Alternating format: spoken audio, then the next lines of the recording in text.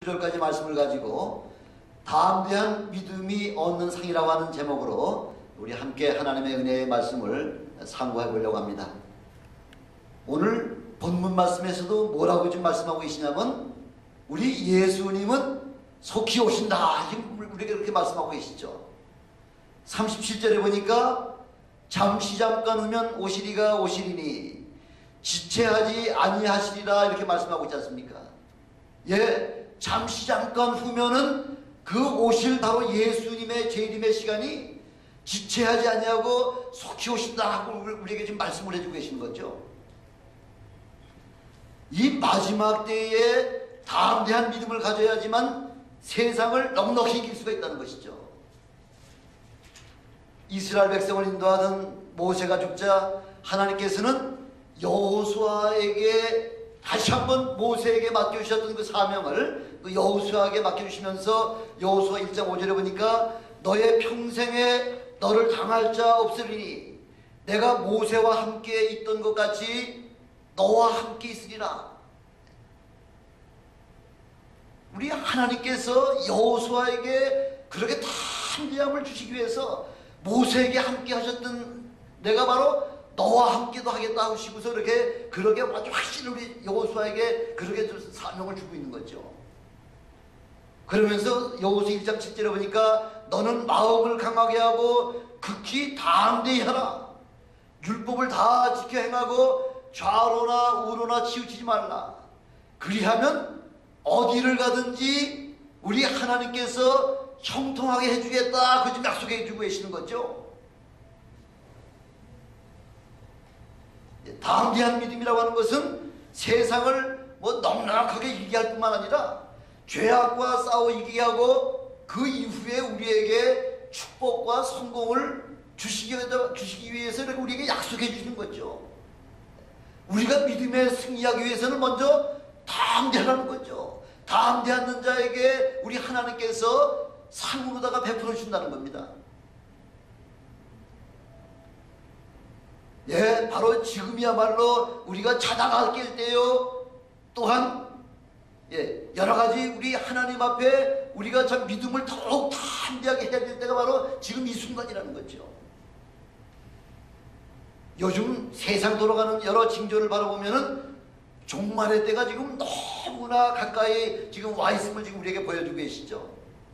엊그저께는 우리 구선교사님께서 저 캐나다 선교사 전화번호 좀 알려달라고 왜 그러세요? 그랬더니 캐나다에 금년 3월달부터 화폐를 만들지 않는다고 지난번에 그 얘기를 했었는데 그게 캐나다에서 지금 어떻게 지금 소식이 지금 돌아가고 있는지 궁금해가지고서 지금 저기 물어보려고 전화하신다고 그렇게 얘기하는데 제가 지난번 10월달에 가봤더니 화폐를 3월달 이후부터 만든다는 얘기 소식도 모르더라고요. 여기 있는 우리들보다도 오히려 더 캄캄하더라고요. 그래서 그래 얘기를 했더니 그럼 전화 하나만 하겠네요 하고서 전화를 끊으시고 말았는데 이렇게 지금 여러 가지 세상에 지금 돌아가는 모든 징조들이 우리 주님이 오실 날이 너무 가까웠다는 거죠. 근데 세상은 도무지 그걸 깨닫지 못하는 거죠. 우리의 싸움이 혈과 육의 싸움이 아니라 영적 전쟁인 것을 갖다가 지금 우리에게 분명하게 말씀을 해주고 계시는데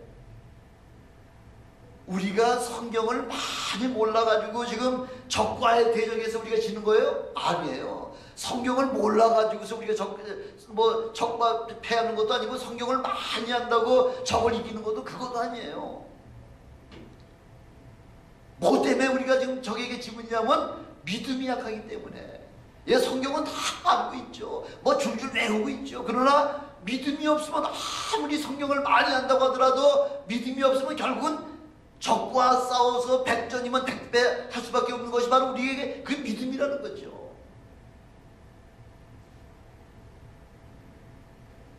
그래서 우리 하나님께서는 계속해서 모세와 여호수아에게 내가 너와 함께 하리니 도무지 두려워하지 말라는 거죠. 하나님께서 함께 하실 것 같으면은 그러면 담대한 믿음을 가질 수가 있다는 것입니다. 이렇게 우리가 담대한 믿음을 갖게 되면은 어떤 은혜가 있냐면 첫 번째는 어디를 가든지 형통하게 하겠다 하고서 지금 여호수아 1장 10절에 우리에게 지금 말씀하고 있지 않습니까? 형통이라고 하는 말을 그 히브리 원어가 뭐냐면은 샤칼이에요. 샤칼. 무슨 말이냐면은 번창하다 아니면은 성공하다 하는 그런 바로 의미가 형통하다, 샤칼이라고 하는 그 의미, 참 의미라는 거죠.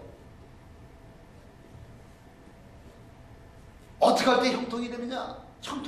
형통의 시작은 바로 하나님의 말씀을 순종할 때부터가 형통의 시작이라는 거죠. 그때부터 우리 하나님께서는 하나님의 말씀을 순종하는 자에게 번창하게 하고 성공하게 하고 나가서 넉넉하게 승리하게 하고 모든 그 권세들을 갖다 제압할 수 있는 그런 엄청난 능력을 우리에게 베풀어 준다. 그게 바로 형통이라는 거죠. 근데 이렇게 우리 하나님은 약속을 해주셨음에도 불구하고 사람은 종종 하나님의 말씀을 자기 중심적인 그런 생각과 그런 뜻으로다가 그렇게 성경을 끼워 맞추려고 하는 그런 경향이 바로 저나 여러분들의 그런 마음이 조금씩 다 있다는 거죠. 그것 때문에 성경이 삐뚤어지는 거죠. 그래서 우리 주님께서는 뭐라고 말씀하고 계시냐면은 성경에서 좌로나 우로나 치우치지 말아라. 이 말씀은 무슨 말씀이냐면 너의 주관이나 너의 생각대로다가 성경을 해석하지 말라는 거죠.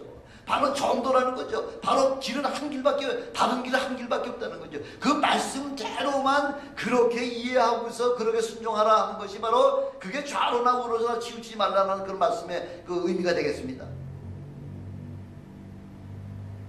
요즘이야 한국 미국은 잘 모르지만은 한국에 요즘은 많이 변화가 됐겠죠. 그동안 한국 떠나온 지가 좀 오래됐지만은 이게 한국의 문화 하면은 제일 먼저 떠오르는 게 뭐야? 한국의 문화. 뭐가 세상을 주도하고 있냐면 술문화죠, 술문화. 정치가 됐든 경제가 됐든 사회 모든 분야가 됐든지 어떤 분야가 됐든지 간에 이 술자석에서 모든 문제가 해결되는 것이 바로 그동안의 한국의 문화였지 않습니까? 그 문화가 지금까지 주도해왔던 거죠. 그 결과가 지금 요즘 나타나고 있잖아요. 계속해서 지금 총리나 이 국무위원들을 지금 선임을 해가지고서 지금 청문회를 해야 되는데, 아니, 뒤져봐가지고서 지금 안 나오는 사람들이 하나도 없지 않습니까? 왜? 문화가 그런 문화였었기 때문에 그런 문화 안에서는 그 법과 원칙을 가지고서는 도저히 살아갈 수 없었던 게 바로 그동안의 우리 한국의 문화였지 않습니까?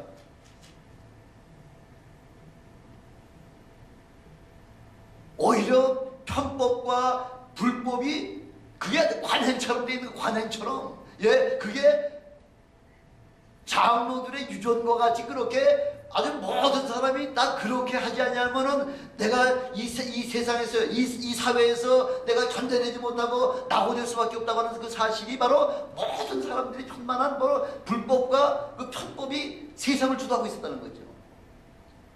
그러다 보니까 요즘 국무총리 선임된 사람, 국무위원들 선임된 사람을 뒤져보고 나니까 한 사람도 거기에서 자유한 사람을 찾아보지는 못하는 거죠. 왜? 그런 문화 가운데서 쭉 자라왔기 때문에 지금 와서 깨끗한 사람을 찾으려고 하니까 찾을 수가 없는 거죠. 그래서 국무총리 임명받은 이번에 추천받은 사람이 그 얘기를 하네요. 이제 점차적으로 사회가 지금 개혁이 돼 나가고 있으니까 이제 이후부터는 좀 깨끗한 사람의 능력 있는 사람.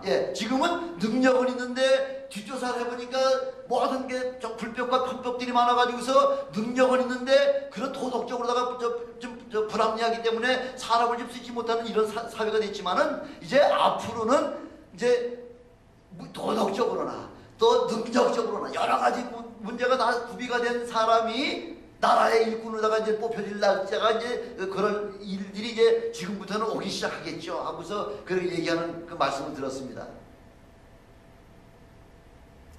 지금까지 잘못 살아온 걸 갖다가 지금 와서 바꾸려고 하니까 얼마나 힘든 모습. 아직 이제 오늘 벌써 그 대통령이 벌써 모든 권한은 우리 박근혜 대통령으로다가 다 넘어갔던데요. 넘어갔는데 아직까지 지금 내각이 구성이 안 되고 있지 않습니까? 그러나 우리 믿음의 사람들은 하나님의 말씀에 순종하면 하나님께서 우리를 형통하게 해준다고 하는 그 사실만은 분명히 우리는 잡고 나가야 되겠다는 거죠. 세상은 어떻게 되어 나갈지 모르지만은 그러나 우리 믿음의 사람들은, 그러나 지금까지는 믿음의 사람이 이 사람이 믿음의 사람인지 아니면 이 사람이 세상 사람인지를 구별하지 못할 만큼 이렇게 서로 뒤섞여 가지고서, 그래서 어느 누구든지 세상 사람들 앞에 내가 어떤 사람이라고 자신만만하게 이야기할 수 있는 사람이 아무도 없었다는 거죠. 믿음의 사람 하면 우리는 다윗을 갖다 우리가 얘기할 수가 있죠. 다윗 왕은 그 아들에게 마지막 유언한 말이 열왕기하 2장 3절에 보니까 다른 말 하지 않았잖아요. 내 하나님 여호와의 명을 지켜 그 길로 행하여 모세 율법에 기록된 대로 지켜라. 모세가 정한 그 율법대로다가 그대로 지켜나가라. 그리하면 내가 무엇을 하든지 어디로 가든지 형통하게 하시겠다 하고 우리에게 지금 말씀을 해주고 계시는 거죠. 그 약속의 말씀은 아브라함 때부터 있는 것이잖아요. 지금으로부터 4000년 전부터 하나님께서 하나님의 모든 말씀에 순종하고 모든 규례와 그런 법도에 따라서 우리가 살아나갈 때에 우리 하나님께서 우리에게 형통한 길을 열어주시겠다고 그걸 약속해 주고 계신 것이 그게 이스라엘 4000년 역사가 지금까지 지금 내려오고 있는 것이죠. 다윗왕같이 참 죽을 고비를 많이 넘긴 사람도 아마 성경에 찾아보기 힘들 만큼 그렇게 많은 어려움을 겪었죠. 블레셋의 그 위험을 당하면서 그 블레셋의 그 위험을 다 물리치고 나서 이스라엘을 이걸 회복을 시켜놨음에도 불구하고 사울은 죽인 자가 천천히요 다윗은 마음만이라고 한 그 여자들의 그 창화 소리, 그 노래 소리에 그게 마음에 불쾌가 돼서 그때부터는 다윗은 하나님 그 사울 왕의 그 신하도 될 뿐만 아니라 사위도 되고 여러 가지 엄청나게 참 귀한 사역을 담당한 사람임에도 불구하고 그 마음의 시기가 들어가면은 그 순간부터 다윗을 창을 꼽아가지고서 벽에 박으려고 몇 차례나 하고 다윗을 쫓아다니면서 죽이려고 얼마나 그렇게 애를 쓴 모습을 바라봅니까? 그러나 하나님께서 다윗의 마음을 보니 그 마음이 내 마음, 하나님의 마음에 합하라고 우리 하나님께서 인정해 준 사람은 하나님께서 어떤 방법으로든지 형통하게 그 길을 인도해 주시는 그 모습을 우리는 바라보면서 우리는 말씀에 순종하며 살 수 있는 그런 믿음의 사람이 되시길 주님의 이름으로 축원합니다. 그래서 사도가 아니라 바로 이 다윗 같은 사람은 그 고백한 게 있어요. 사망의 음침한 골짜기로 다닐지라도 해를 두려워하지 않을 것은 주께서 나와 함께 하심이라. 주의 지팡이와 막대기가 나를 안위하시나이다. 시편 23편 4절에 그렇게 고백하고 있잖아요. 그렇게 신앙 고백뿐만 아니라 그렇게 죄송합니다. 간증을 하고 있지 않습니까? 다윗이 가는 곳곳마다 하나님께서 그 길을 주님의 지팡이와 막대기로다가 신이 안전하게 지켜주시는 바로 하나님, 그런 하나님을 체험하시는 저와 여러분이 되시길 주님의 다시 한번 축원합니다. 다른 거 축원하지 않았다는 거죠. 믿음 가지고 담대히 살면은 하나님께서 반드시 형통하게 하신다고 그렇게 약속을 해주고 계시는 거죠. 교회에 나오는 것도 쉽지 않죠. 우리 박수자님 용기가 있어야 되잖아요. 용기가. 오늘 아침에도 돌아가셨다가 부활하시는 그런 사건을 체험하셨다고 하는데 이 교회에 나오려고 하는 것도 용기가 있어야 나오는 거예요. 또한 하나님을 믿는데도 직분을 감당하는데도 우리 주님의 그 주님께서 주시는 그 믿음의 용기가 있어야지만 믿음 생활을 바로 할 수가 있다는 거죠. 하나님을 올바로 섬기는 데는 절대적으로 용기가 필요하다는 것입니다. 왜? 세상 유혹이 많죠. 오늘 바람이 조금 부니까 오늘 같은 날 좀 집에서 쉬지 뭐. 집에서 기도하면 되지 뭐. 우리의 믿음의 사람은 죽으면 죽으리라고 하는 거 신령 가지고서 주님의 날이니까 나는 죽더라도 주님의 전에 나가서 죽겠다고 하는 그런 믿음 가지고서 주님 앞에 그 용기를 가지고 나오면은요, 그런 사람은 하나님께서 그 모든 삶을 형통하게 만들어 주신 거죠. 하나님의 그 모든 그 질병까지 우리 하나님께서 다 담당해 주신다고 말씀해 주고 계시는 거죠. 특별히 전도하는 데에 대해서는 용기 있는 자가 용기가 필요하죠.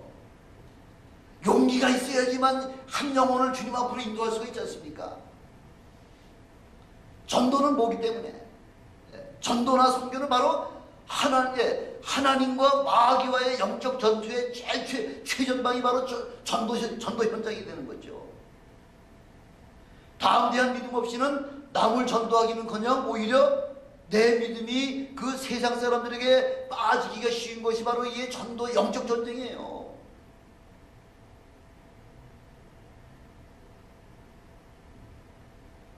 담대한 믿음 없이는 남을 전도하기는커녕 오히려 내 믿음마저 빼앗기게 되는.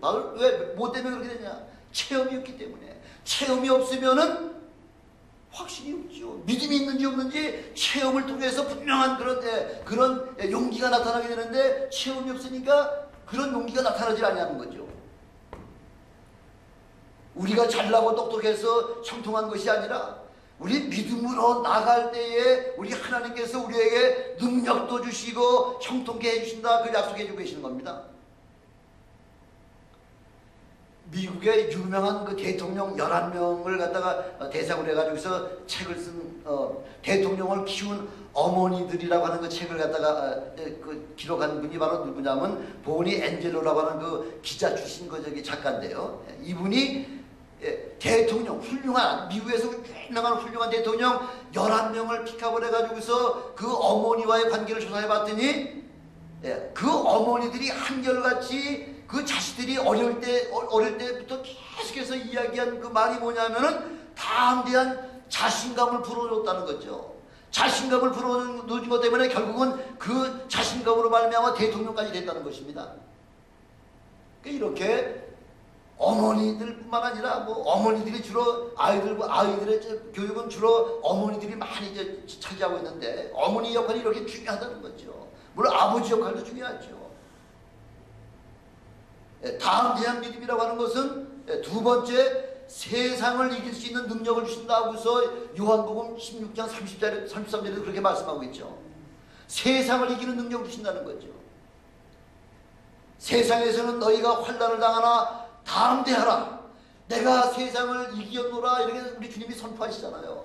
담대하라는 거죠. 담대. 내가 세상을 이겼다고 그렇게 말씀하시는데, 바로 이 말씀하실 때가 언제냐면요, 바로 이제 몇 시간 후면은 예수님께서 십자가에 달려 돌아가시기 바로 몇 시간 전, 마지막 최후의 만찬, 마가의 다락방에서 12제자들을 불러 모아놓으시고 지금 최후의 만찬을 하시면서 지금 예수님이 십자가에 죽으실 거에 대한 그 이야기를 말씀하시자, 제자들이 지금 두려워가지고서 그렇게 떨고 있는 그 제자들을 향해서 우리 주님께서는 선포하신 거예요. 너희가 환난을 당하나 담대하라, 내가 세상을 이겼다는, 내가 세상을 이겼기 때문에, 주님께서 세상을 이겨주셨기 때문에 이제는 너희들은 뭐예요? 너희들은, 우리 모두는 주님께서 이겨주신 세상에서 나가서 거두어 들이기만 한다는 거예요. 승리하는 일만 우리에게 남겨주셨다는 거죠.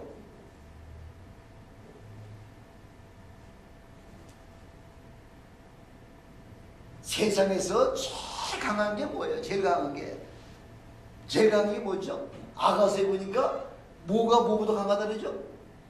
죽음이 사람보다도 강하다고 말씀하고 있잖아요. 죽음을 이길 수 있는 그 힘이라고 할 것 같으면, 죽음을 이길 수 있는 그 파워라고 하는 것은 엄청난 능력이라는 거죠. 엄청난 능력.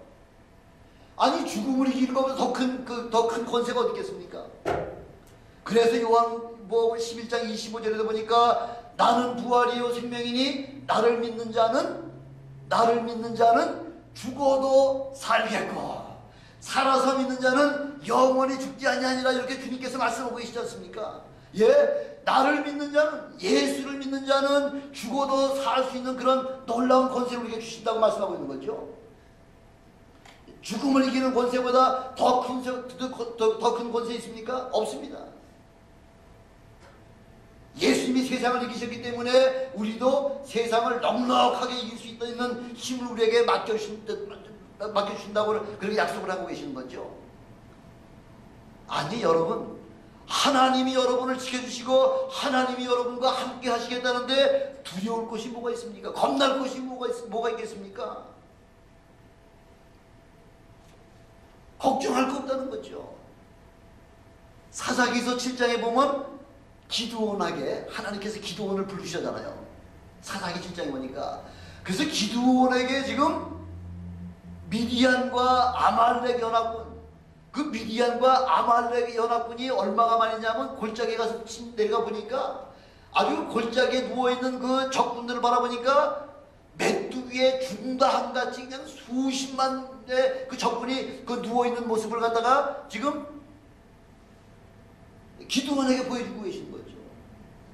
근데 지금 그 수많은 대적을 상대로 해서 지금 이스라엘 백성들이 지금 군병들이 지금 모여있는 게 지금 32,000명이잖아요.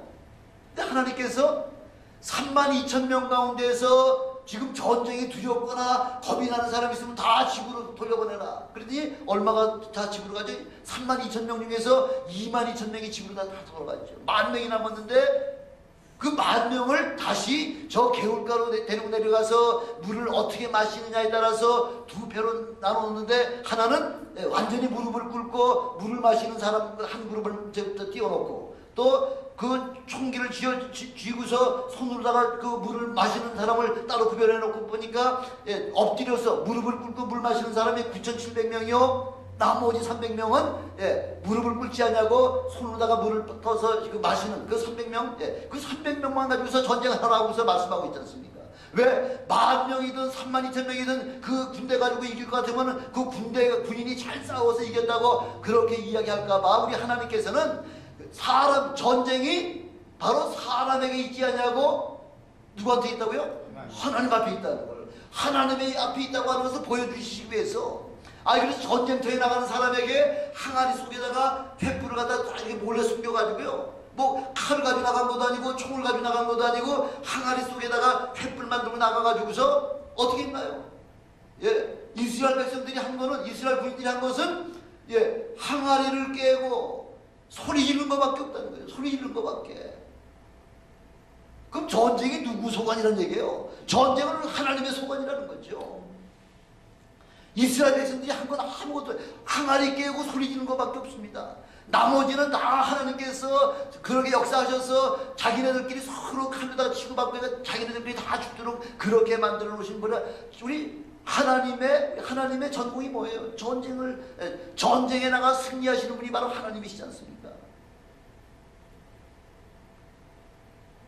다윗과 블레셋의 그 골리앗의 싸움은 또 장관이잖아, 장관. 다들 지금 이스라엘 군인들이 그 블레셋 사람, 특별히 그 싸움을 도두는 그 골리앗이 그 큰 배틀채만한 그 창을 들고 나와서 막 소리 지를 때에 다들 그냥 다리가 부들부들 떨어가지고 지금 전쟁에 감히 나가는 사람이 없을 때에 다윗이라고 하는 그 한 소년이 함께 나가서, 너는 칼과 창과 단창을 가지고 나왔지만은 나는 만군의 하나님 여호와의 이름 가지고 나왔다 하고서 그 골리앗 앞에 나왔을 때 골리앗이 뭐라고 얘기하죠? 골리앗이 자기 자신을 친히 자기가 얘기하고 있지 않습니까? 너는 나를 개같이 취급해서 그냥 몽둥이 하나만 들고 나왔느냐, 그렇게 얘기하고 있죠. 다윗은 골리앗을 개 취급했다는 거죠. 사람 취급하지 않냐고 개 취급해가지고서 그냥 뭐 몽둥이 하나는 가지고 나갔는지 안 나갔는지 모르지만은 그 물맷돌만 가지고 나갔다고 이야기하고 있죠.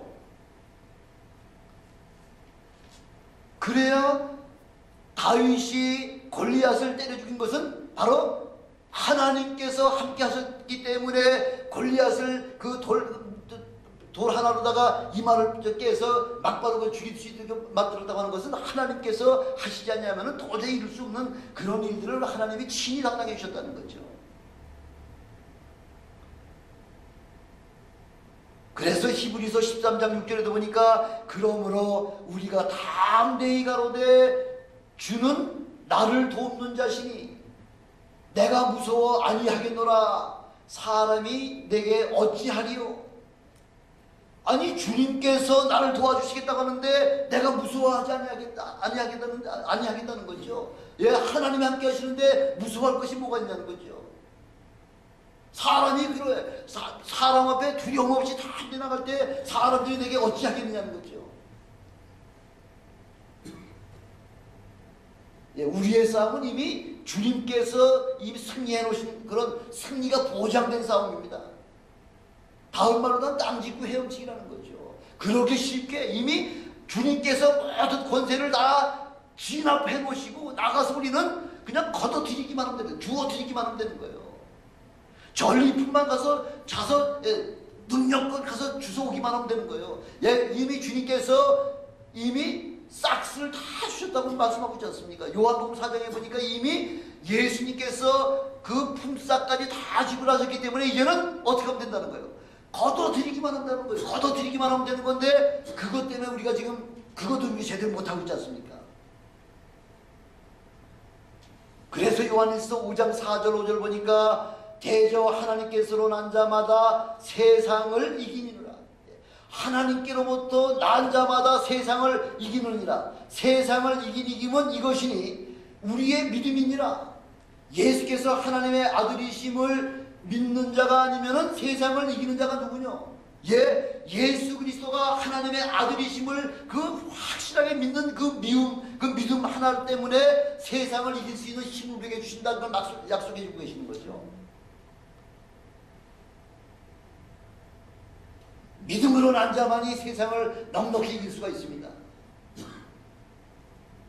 우리에게 사단의 종로로 타는 자들을 구출해야 되는 그 의무를 우리에게 맡겨주셨잖아요.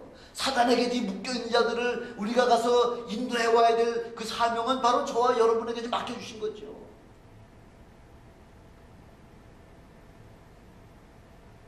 전도해도 되고 안 해도 그만인 그런 것이 아니라 만약 안 하면은 피값을, 그 사람의 피값을 바로 우리에게 타주시겠다고 그거 지금 말씀해 주고 계시지 않습니까?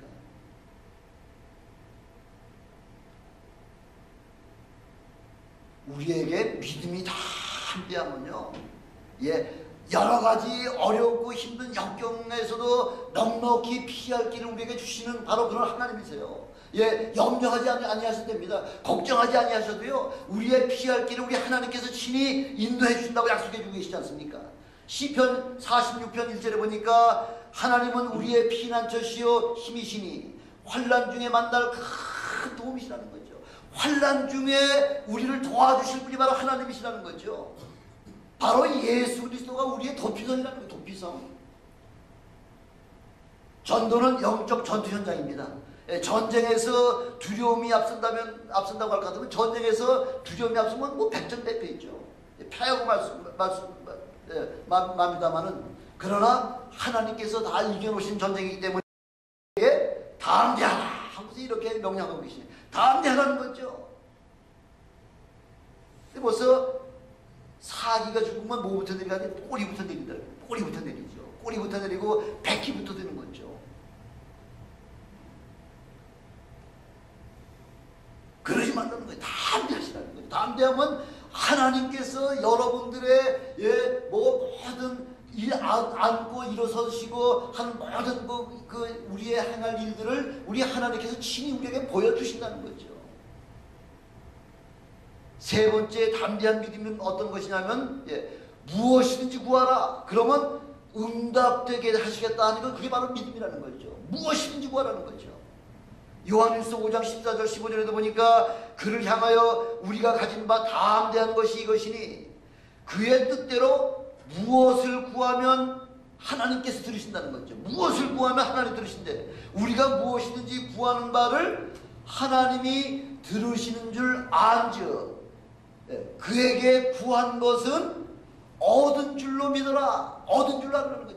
그에게 여러분이 간구했으면은 이미 받은 줄로 그렇게 알라는 거죠. 이 믿음이 바로 온전한 믿음이라는 거죠. 이 기도가 바로 온전한 기도라는 거죠. 이 믿음이 참 믿음이라는 거죠. 여러분 기도할 때 응답된다는 확신 가지고 기도하십니까? 아니면은 반신반의 해가지고서 혹시 응답되실까 응답 안 되실까 뭐 이런 그런 반반의 마음 가지고서 기도하시는 분 계십니까? 반반으로 다 기도하는 것은 응답받기를 전혀 기대하지 말라고 그렇게 야고보서 1장 6절에 말씀하고 있지 않습니까? 오직 믿음으로 구하고 조금 더 의심하지 말아라. 의심하는 자는 마치 바람에 밀려 요동하는 물결 같으니 이런 사람은 무엇이든지 주께 주님 앞에 얻기를 아주 생각도 하지 말라는 거죠.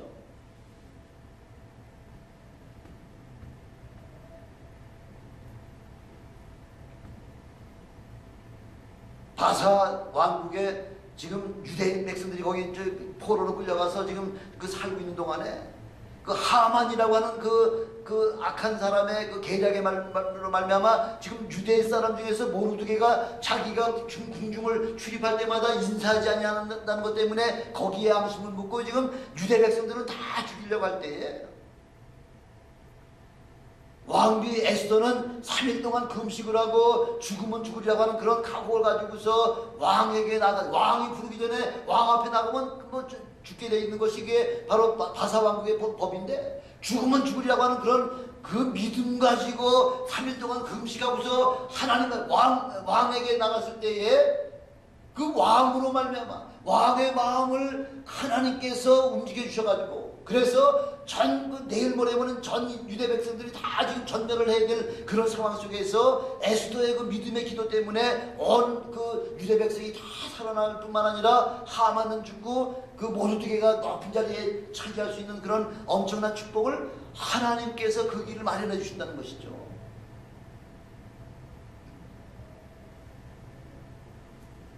일사각오라고 하는 말이지. 일사각오. 죽음을 각오하고 한 번 죽으면 뭐 그게 하나님이 정한이 친다고서 일사각오의 마음으로다가 하나님의 주님의 일을 할 것 같으면은 능치 못할 일이 없다는 걸 우리에게 분명히 말씀해 주고 계시는 거죠.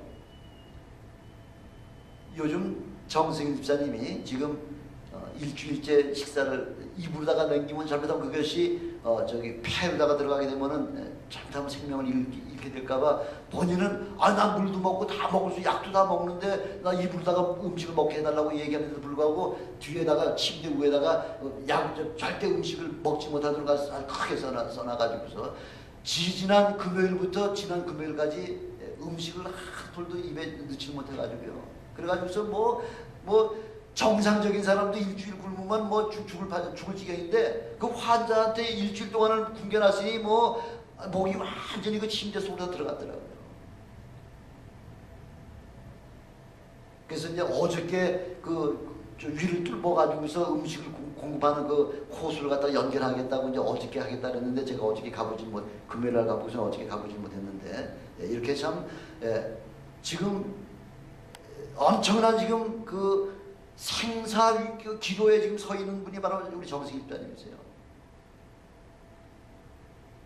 이럴 때 우리 에스더와 같은 기도 한번 온 민족을 구원할 수 있는, 온 민족은 그렇게 못한다고 하더라도 우리 정승일 집사님이나 우리 박영춘 집사님 바로 이 두 우리 형제를 위해서 한번 우리 돌아가면서라도 한번 금식 기도를 한번 해서, 그래서 그분 우리 기도를 통해서 하나님이 어떻게 역사하시는지 한번 오늘 식사하면서 잠깐 우리 서로 상의를 좀 해봤으면 하는 마음이 제 생각 며칠 전부터 계속해서 그 생각이 나던데 그걸 한번 좀 해서 우리가 할 수 있는 한까지 최대한으로 한번 해보고서, 그러고서 안 되는 거야 하나님 앞에 맡겨야죠.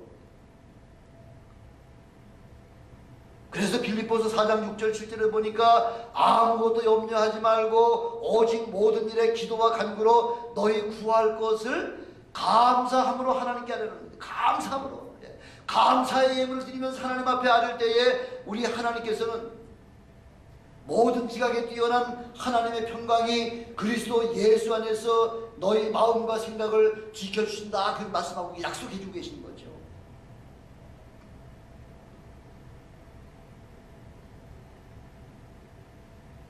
그동안 몇 번은 금식 기도를 하긴 했습니다만 또 매주마다 또 여러분 또 매일같이 또 정승일 집사님이나 우리 박영춘 집사님에서 계속 기도해 주시는 줄을 알고 있습니다만은 아주 이렇게 아주 교회적으로다가 매일같이 돌아가면서 3일씩 하기는 힘드시면은 하루씩이라도 이렇게 돌아가면서 월요일을 두고 화요일을 두고 해가지고서 한번 이번 일주일 동안 계속해서 금식 기도를 한번 해보면서 하나님 앞에 한번 우리 환자 우리 집사님들을 위해서 한번 금식 기도 한번 해보시자는 것이죠.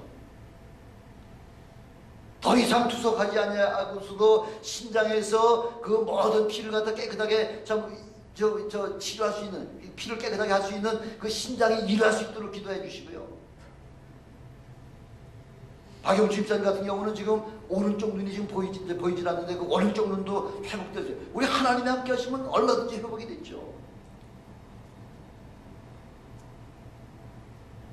오늘부터는 벌써 한국에도 대통령이 박근혜 대통령으로다가 이제 모든 권한이 이제 다 이양이 돼서 아마 이제 취임식만 하면 막바로 청와대로 다 들어가실 텐데, 어저께도 밤새도록 이제 좀 말씀을 준비하면서 참 한 나라를 짊어지고 그 한 나라의 국방서부터 경제서부터 모든 백성서부터 온 나라를 갖다가 인도해 나가고 끌고 나가려고 하는 그 선장이 지금 한 연약한 여성이 대통령이 돼서 청와대에서 뭐 남편이 있는 것도 아니고 지금 혼자 들어가서 좀 앞으로 이제 5년 동안은 거기서 생활을 해야 될 텐데, 우리가 기도해 주지 않냐면 누가 기도하겠습니까? 우리 조국이 잘 돼야지 여기 있는 우리와 우리 모든 백성들, 여기 이미 나와 있는 우리 모든 해외 동포들도 나라가, 우리 조국이 잘 돼야지만 우리도 힘을 쓸 수 있는 거죠. 예, 우리 박근혜 대통령을 위해서도, 우리 조국을 위해서도 계속해서 여러분 기도가 필요합니다. 이렇게 우리 굳건한 믿음과 담대한 믿음을 통해서 무엇을 하든지 하나님께서 우리에게 형통한 길을 열어주신다고 말씀하고 계시지 않습니까? 저는 박근혜 대통령도 하나님 앞에 무릎 꿇고 기도하는 그런 기도의 여정이 되기를 저는 간절하게 바라고 있습니다. 기도를 통해서 하자면, 기도를 아니고 하나님과 함께 하시지 아니하고서는 그 나라 전체의 그 엄청난 막중한 일을 어떻게 그 연약한 여성이 그 일들을 다 짊어지고 나갈 수가 있겠습니까? 하나님 앞에 기도하는 자는 무엇을 하든지 어디를 가든지 우리 하나님께서 형통의 축복을 받으시는 저와 여러분이 되길 주님의 이름으로 축원합니다. 또한 이 믿음이, 담대한 믿음을 가지고 있으면은 세상을 이기고 사탄에 매여 있는 자들을, 많은 영혼들을 주님 앞으로 인도할 수 있다는 거죠. 여러분, 주님 앞에 우리가 서서 일들과 주님과 우리가 회개할 때에 주님께서 여러분들의 다른 것도 물론 보시겠지만은 제일 여러분들에게 여러분들을 보시는 바로 주님의 그 초점이 뭐냐면은 바로 얼마나 많은 영혼들을 주님 앞으로 그 인도해 왔느냐, 얼마나 많은 영혼들을 사탄의 손에서 주님의 손으로 다 인도했느냐, 그거 아마 주님께서 제일 그것만 보실 겁니다.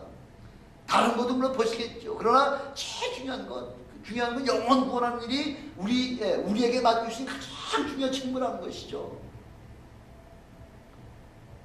이렇게 우리가 주님 앞에 믿음으로, 담대한 믿음으로 바로 서기만 하면 그 나머지 모든 것은 무엇이든지 너희가 구하는 대로 그렇게 응답해 주시겠다. 지금 우리 주님께서 그렇게 약속해 주고 계시는 거죠. 특별히 영혼 구원하는 일을 위해서 하나님께서 여러분들에게 간구하시는 그 하나님 앞에 간절히 간구해서